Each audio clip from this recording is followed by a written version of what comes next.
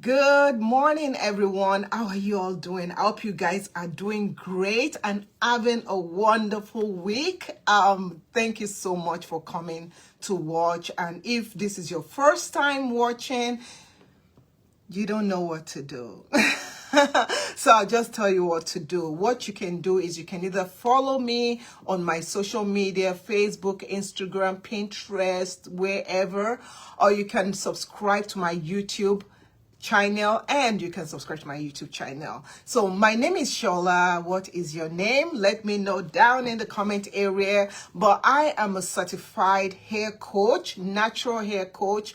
And what I do is I help people one-on-one with their hair issue. So if you do have an issue with your hair, I can sit with you, work with you one-on-one to get your hair to the state that it has to be. Please know that it's a paid service, but if you need a quick answer to a question, of course I can answer, but I do enjoy sitting down and helping people out. Not only can I work with you even if you are not living in the US where I'm living, but I work with people from all over the world. And shout out to my newest client all the way from Ghana. And thank you so much, my friend. I am so happy to start working with you. And I'm excited about my other clients also. So let's start with what is the topic of today. Today, I'm going to be telling you about some things that you are doing that is not allowing your edges to grow. Yes. So I myself have been on an edge growth journey. I've been on that journey forever. I am always on a edge growth journey. But the thing is this, good morning. I have an health issue. When you have an health issue, that is the number one thing that can really affect your hair from growing to that luscious edges where your edges are like, you know how some people, they will have edges and their edges and their eyebrow are best friends, right? Hugging on each other. Number one, the reason why some of you are struggling so hard to grow your edges is because of your health, right? Your health, your deficiency, and the only way that you can know that is if you have gone to the doctor and the doctor has told you that, oh, you are deficient in something, or oh, you're going to some health crisis. So that is the first thing. Another thing that is causing your edges not to grow is medications. You are taking some medications that actually dry out your hair, that actually allows your hair not to thrive to its very best potential. So that can be one reason why your edges might not be growing. It's a sad but truthful reason. So the third reason why your edges might not be thriving could be hormonal issues. What do I mean by hormonal issues? You see, the thing is this: after Eve ate the apple, yes, I'm a Christian, so I always talk about that. After Eve ate that apple that the snake devil gave it, we face so much wahala, so much trouble. Yes, I am Nigerian. Wahala. Well, we faced a lot of trouble because of Eve, and it's Eve's fault. So as a woman, we go through a lot of hormonal changes. Number one, as a woman, as a young child, when you come into the age of seeing your menstruation, you can then develop iron deficiency, you can develop other issues.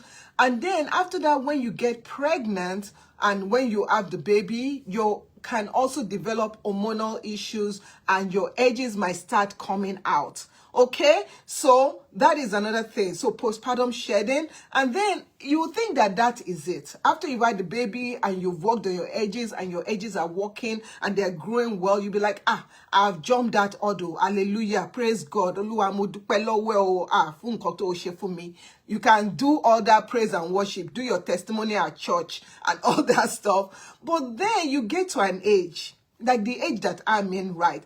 Premenopause, menopausal issues, whereby you start getting thinning, your edge get thinning, you are losing estrogen, you are losing all those things in your body, causing your hair to thin. So hormonal issues could also be the reason why your edges are not thriving.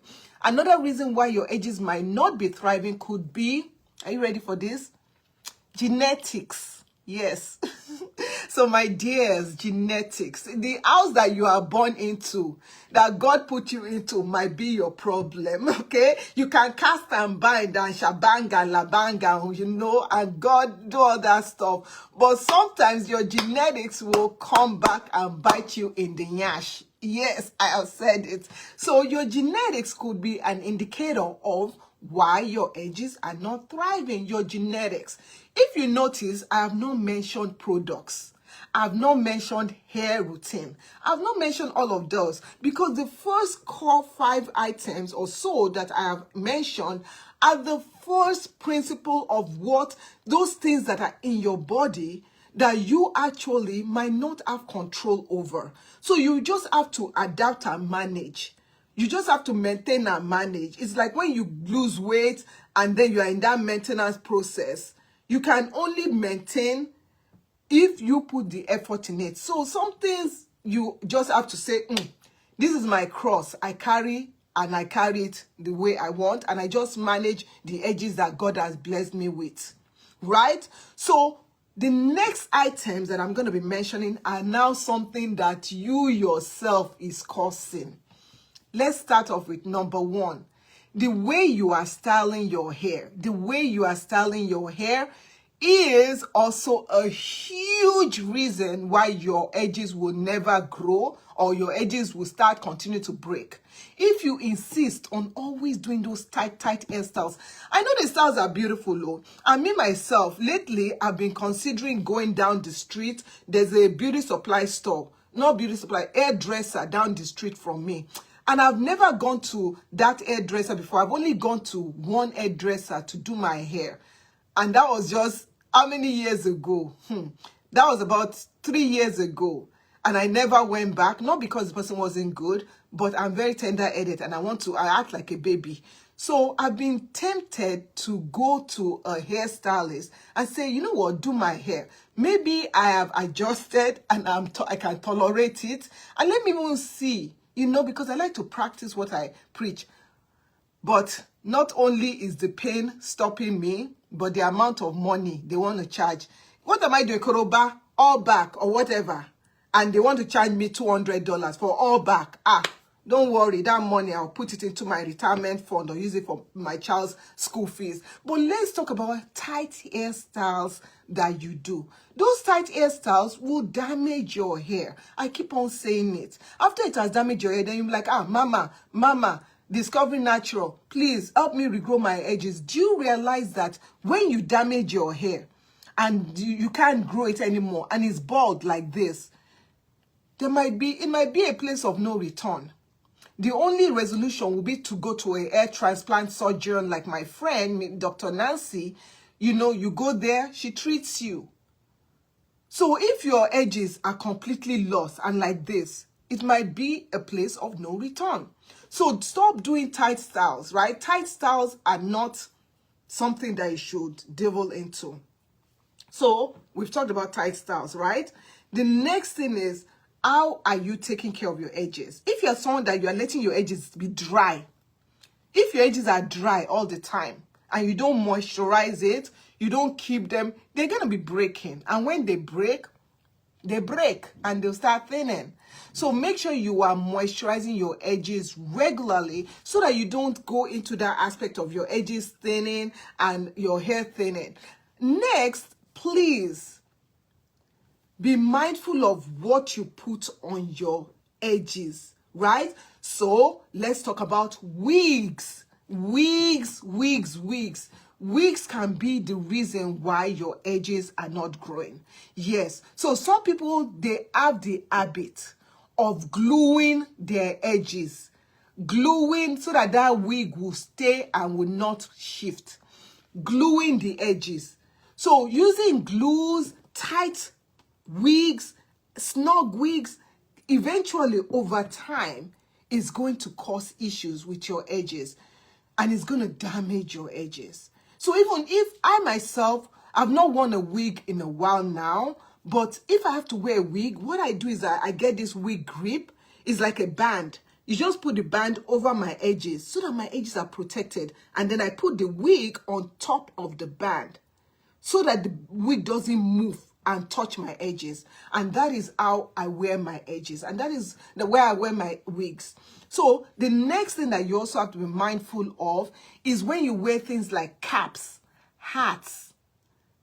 Caps, hats, there's so many, and the people that live in the like South Africa, I think it's like winter now, colder season now. When you wear hats and stuff, make sure they're satin lined, because sometimes those hats, they can rub on your edges, causing your edges to break, and then they will not grow. So you can put a scarf or something, not too tightly, and then wear your hat or cap. Or you can wear a bonnet underneath and wear your hat or cap. So next, let's talk about bonnets. When you go to sleep, everybody will say, wear a bonnet to sleep, wear a bonnet to sleep, wear a bonnet to sleep. But let me tell you something. If you are someone that you are struggling with your edges and your edges thin out rapidly, the way you wear your bonnet to sleep is very, very different than somebody that is not struggling. When you wear your bonnet, make sure that your bonnet is not on top of your edges. It is not on top of your edges. You can bring it down here, or like me, if I have to wear a bonnet, because sometimes when if I moisturize my hair before I go to bed, now the products I use, they don't stink. But when you are married to a spouse that has sensitive nose, my husband can smell jollof rice from a mile away. He doesn't watch this, so I can say whatever. Okay? So if I use my this product that I use, this is what I use on my edges. Recently, I've been using now for a month. And on Friday, on the 30th, it's going to be a month or so. So that's Sunday. Yeah. So I've been using this. This has a coffee smell. Okay, and you know that sometimes when you sleep, you don't want to be smelling coffee. So the way that I wear my bonnet, when my husband is around, I will wear my bonnet. I'll put my bonnet over here and just cover. And I don't, when I sleep, I'm not facing him like this unless we're Kere wine. Okay, so if not, I'm usually sleeping on my own like that, and I sleep on a silk pillowcase or satin pillowcase. So that's one thing. Invest in a silk pillowcase or a satin pillowcase. If you're trying to grow your edges, you don't have to wear a bonnet. Personally, I will even say you don't have to wear a bonnet, right? Just sleep and let your edges be free. Okay? So that is, and those are the reasons why your edges are not growing. I hope that all these reasons that I'm telling you is really helping you out. And if you are guilty of doing any of the things that I have mentioned, okay, let me know if you are guilty. The last thing I'll tell you is why your edges are being affected. We've talked about glue. When I talk about glue, I'm also talking about edge control. Edge control, always slicking down the edges, always gelling your edges. Let me give you an a test, right? If you're someone that you cannot do without gelling your edges, and you see that your edges are not growing, not doing well, I will say take a month, take 2 months, take 3 months, and don't put gels on your edges. Even if you have to put something on your edges, spray your water, put some cream or oil or something and put it on your edges. Try that. You'll see that your edges will start coming back. Because all those gels, I don't do that. So if you're someone that you have to be gelling, and then brushing, you now gel, you now take the brush and brush. Stop it. So those are the reasons, that's the last reason I did give you that bonus one. Thank you for watching.